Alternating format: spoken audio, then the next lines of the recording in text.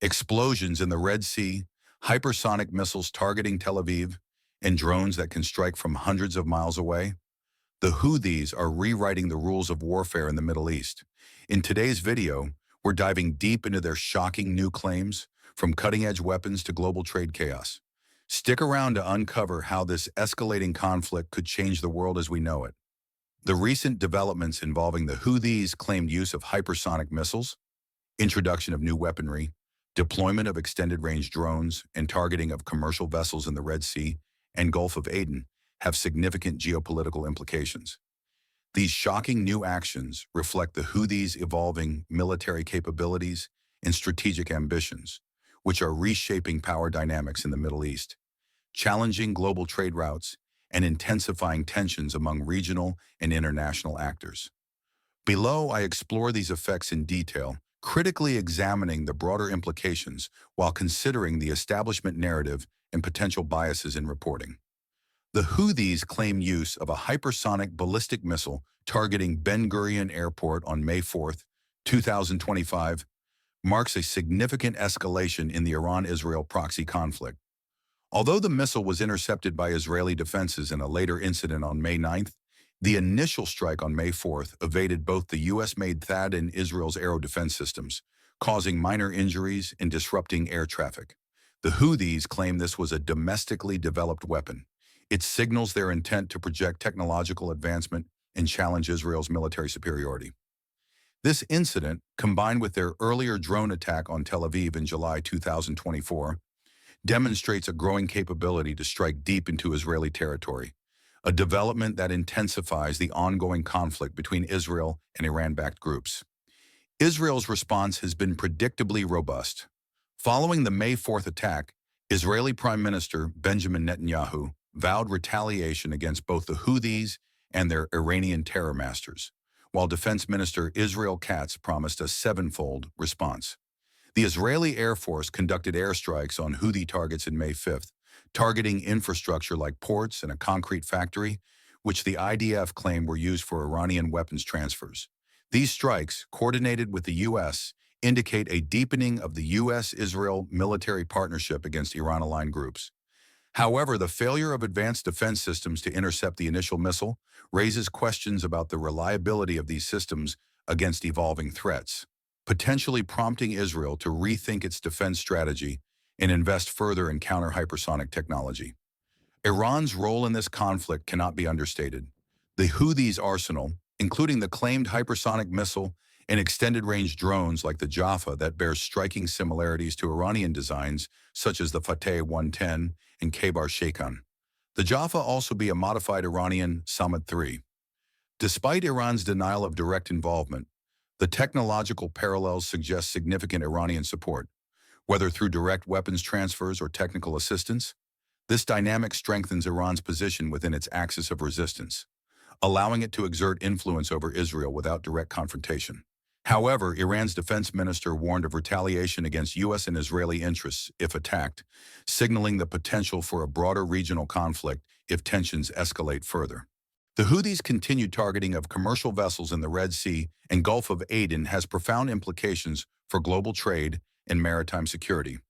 Since November 2023, the Houthis have attacked dozens of merchant vessels, sinking 2, seizing 1, and killing 4 crew members, often claiming these ships are linked to Israel, the U.S., or the U.K. These attacks by ballistic missiles, drones, and unmanned surface vehicles have forced shipping companies to reroute vessels around the Cape of Good Hope, increasing costs and causing a decrease in global trade.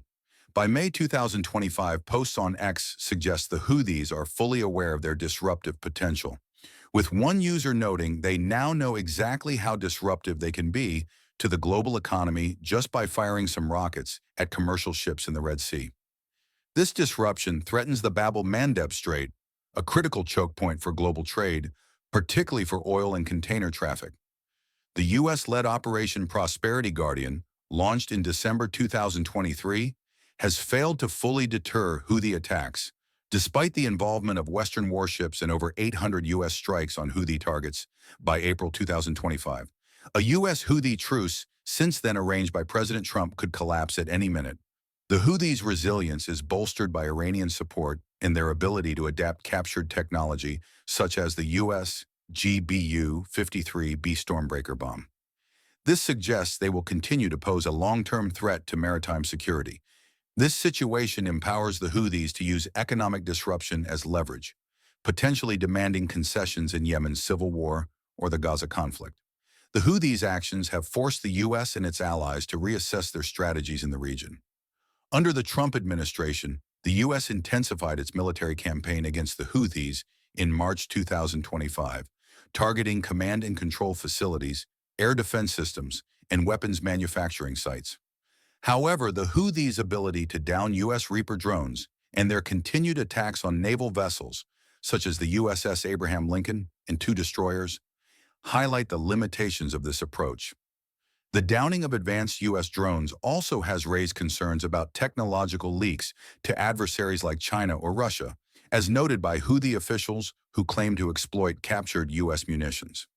The U.S. also has faced diplomatic challenges. Oman mediated the May 2025 ceasefire between the U.S. and the Houthis, but the Houthis clarified that this agreement did not include Israel, allowing them to continue attacks on Israeli targets. This partial ceasefire reflects the complexity of negotiating with a group that enjoys significant domestic and regional support, particularly for its stated solidarity with Palestinians. The U.S. decision to designate Houthi-linked individuals and entities for sanctions underscores an attempt to disrupt their supply chains, but the effectiveness of this approach is questionable given the Houthis' ability to procure weapons through Iran and other channels. Allied responses have been mixed. Saudi Arabia and Egypt have shot down Houthi missiles over their territories, but have not joined the U.S.-led coalition, indicating a reluctance to fully engage in the conflict.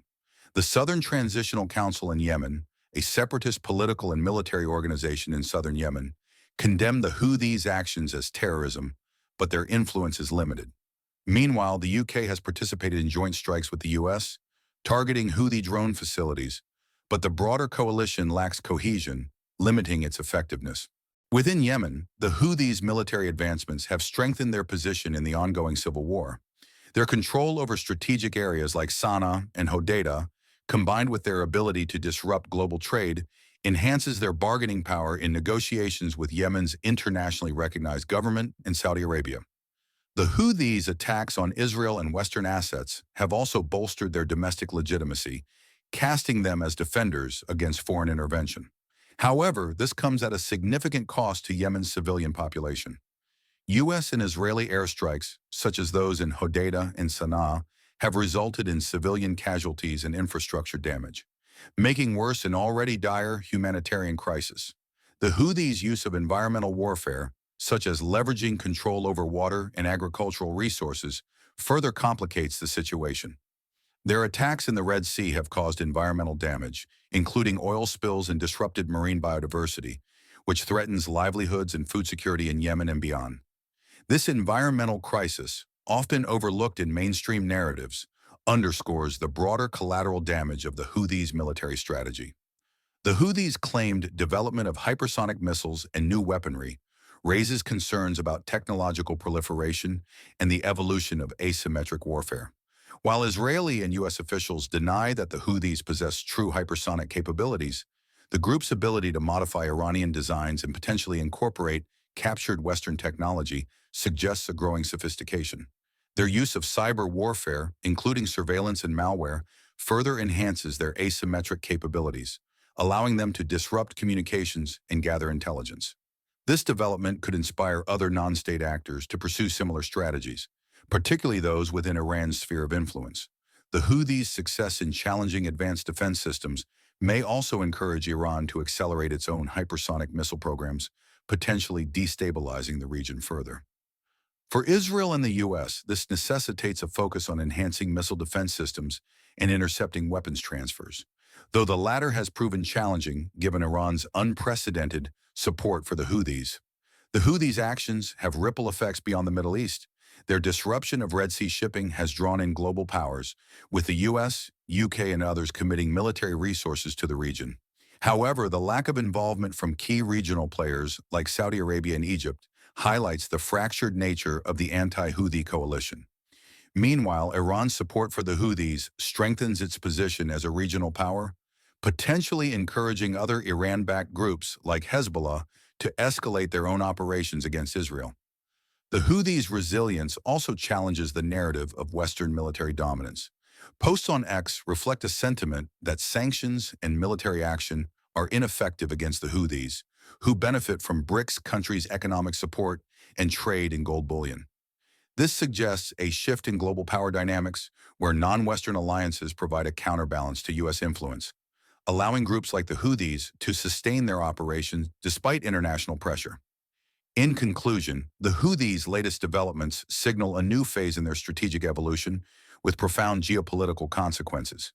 They have intensified the Iran-Israel proxy conflict, disrupted global trade, forced strategic recalibrations by the U.S. and its allies, and worsened Yemen's humanitarian crisis. Their technological advancements, while possibly exaggerated, underscore the growing threat of asymmetric warfare and the challenges of countering non-state actors backed by state sponsors like Iran. As the conflict continues, the international community must address not only the military and economic dimensions, but also the environmental and humanitarian tolls, which risk being overshadowed by geopolitical rivalries. If you want to stay ahead on the latest geopolitical shifts and understand how conflicts like this impact your world, hit that like button to support the channel and subscribe for weekly deep dives into the stories shaping our future. Don't miss out.